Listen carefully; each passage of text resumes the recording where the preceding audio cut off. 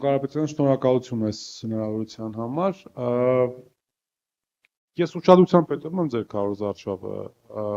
ու նաև տեսնում եմ իշխանության նարատիվները։ Իշխանության հիմնական նարատիվները պտտվում են այդ պատերազմի խաղաղության շուրջ, ու այս հարցի մասին ձեզ մի քանի անգամ տվել են, դուք կարճ պատասխան եք տվել, բայց մի քիչ ավելի լայն, եթե հնարավոր է, պատասխան տվեք։ Տեսեք, իշխանությունը ասում է, մենք չկանք, մենք լինելու է պատերազմ։ Այսօր մինչև գալը կարդացի, որ իրենց ներկայացուցիչներից մեկը ասում էր, եթե մենք չենք վերընտրվում, անգամ թվեր են հնչեցնում 10,000 երեխա կսպանվի, կործանարար պատերազմ կլինի։ Այսինքն ակնհայտորեն հասարակության իրենք տալիս են այդ երկընտրանքը պատերազմ թե խաղաղություն։ Հիմա դուք ասում եք, եթե չի լինում Փաշինյանը, չի լինում նաև պատերազմ, հա։ Բացատրեք, խնդրում եմ, ինչպես է այդ գոնե կարճաժամկետ առումով, լավ, երկարաժամկետ առումով հասկանում եմ, ուժեղ տնտեսություն, չգիտեմ, երաշխավորված խաղաղություն, բայց գոնե կարճաժամկետ առումով ինչպես պիտի կարողանաք երաշխավորել, որպեսզի, ասենք, եթե Ադրբեջանը տեսնի օրինակ, որ իրենց համար այսպես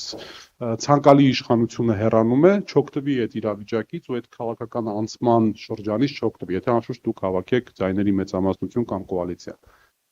Ընդհանրապես ում են ճնշում։ Ճնշում են քույլերին։ Դրանից է ամեն ինչ սկսվում։ Բոլոր պետություններն էլ միշտ հարձակվում են, երբ որ տեսնում են մյուս պետության ղեկավարը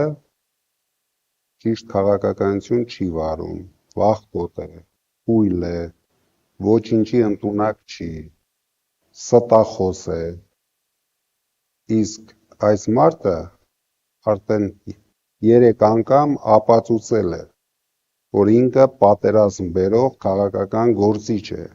որ ինքը վախկոտ է, ինքը ուժեղ է միայն ավտոբուսի մեջ,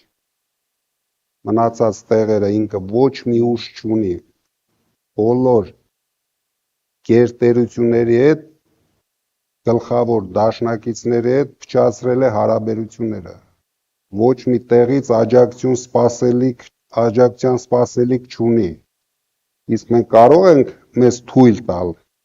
որ մենք մենակ պետք է պայքարենք բոլորի դեմ։ Նա փոքրիկ ստախոս է,